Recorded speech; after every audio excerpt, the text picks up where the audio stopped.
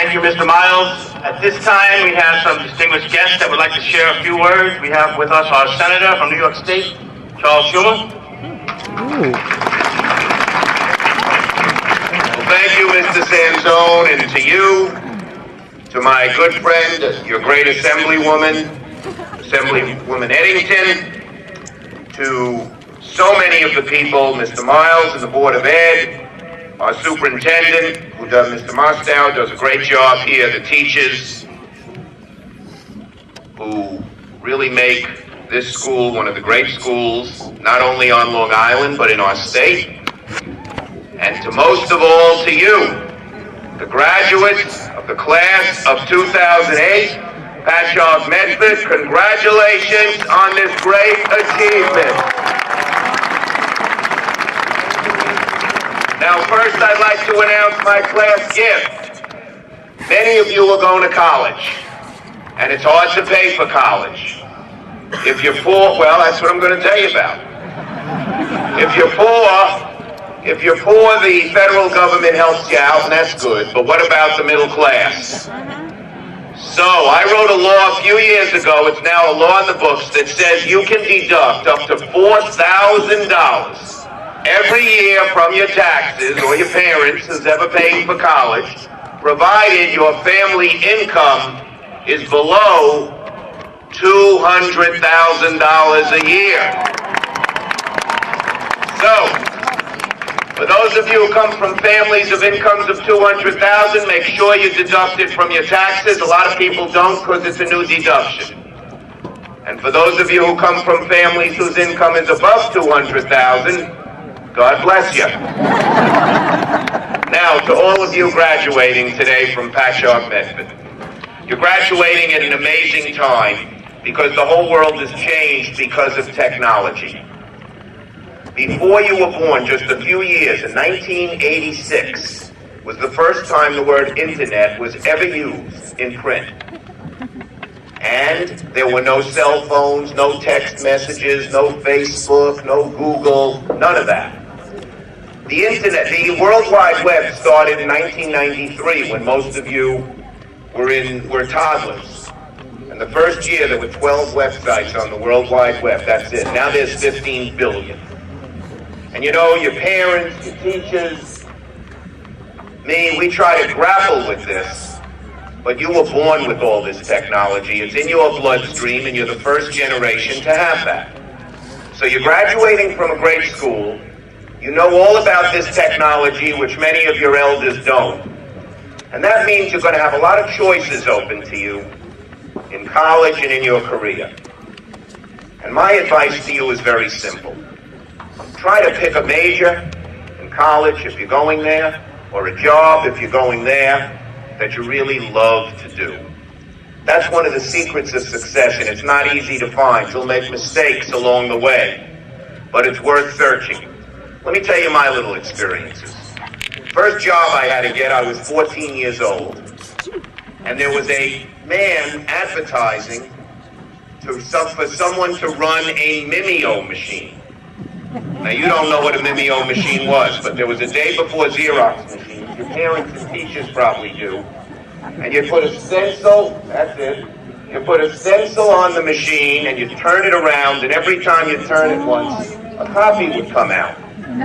So that was my first job. It was the summer. I was 14. That's when you could get working papers. I had to support my family, help support it.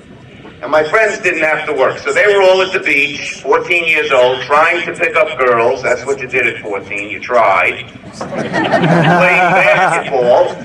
Our team's motto at Madison High School, where I went, was, "We may be small, but we're slow." But I'd get to that little room at 9 o'clock, and I'd start turning the machine around and around and around. I'd look at my watch at 9:15. I'd look at my watch at 9:30. I'd look at my watch at 10:15. By 10 o'clock, I was sure it was 5 o'clock, time to go home. And I swore in that little room I would never find a job where I was bored.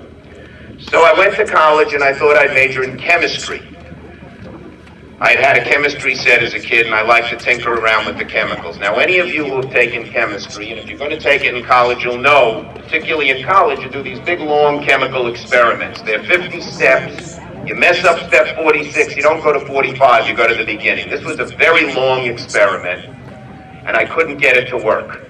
I went to the lab after lunch, brought a bag dinner, 2 o'clock, 4 o'clock, 6 o'clock, can't get it to work. I eat my dinner. 8 o'clock, 10 o'clock, midnight, still can't get it to work. I'm still in the lab at 2 in the morning, 4 in the morning. Finally, at 6 a.m., the next day, the sun rises, and just at that point, the blue chemical turned to green, a little smoke came out, it meant the experiment worked. For a minute, I felt good, and then I looked around the lab. There was nobody there. And I realized that the solitary life of a scientist wasn't for me. I liked people too much. And so I went to law school, and I liked that okay. But between your summer of your second and third year in law school, you go work for one of these big law firms.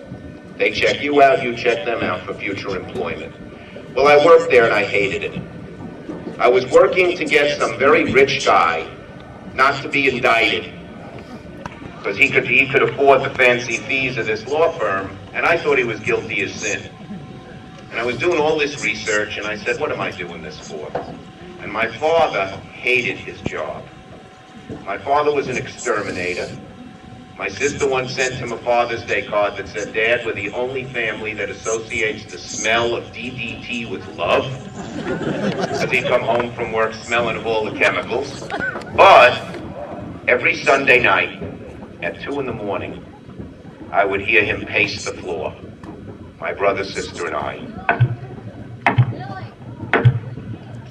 Because he hated going to work Monday morning. And I said, I'm not going to do that. I'm not going to take a job, even though the law firm's paying $400 a week that I hate. My father hated his job. And so I went to graduation from law school, and my parents were with me. And on the way home from law school, I told them I wasn't going to join this law firm, that I was going to run for public office because I loved politics. My parents were shocked. My mother particularly was disappointed. They struggled to send me to law school, college. They wanted me to make a whole lot of money, something they never had. But I just didn't want to go to that law firm. And so that summer and fall, I ran for the New York State Assembly, and I had 3 opponents. There was the party machine candidate, there was a neighborhood activist, and then there was my mother, who was telling all her friends not to vote for me. So I get this dumb idea of being a politician out of my big, thick head. Well, that November, I won the election. I've been an elected official for 34 years, and I love my job. So, graduates, in conclusion, I've learned through the years there are 2 tests in life. I call them the Monday morning test and the Friday afternoon test. When you wake up Monday morning, do you feel in the pit of your stomach you want to go to work? When you go home Friday afternoon to your family, do you say, I can't wait to go home?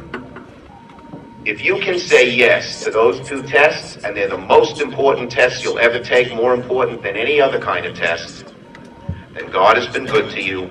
Don't complain. To graduates of Patchogue-Medford, it's my hope, it's my prayer, it's my confidence that you'll pass those 2 tests with flying colors. Congratulations, good luck, and Godspeed to each and every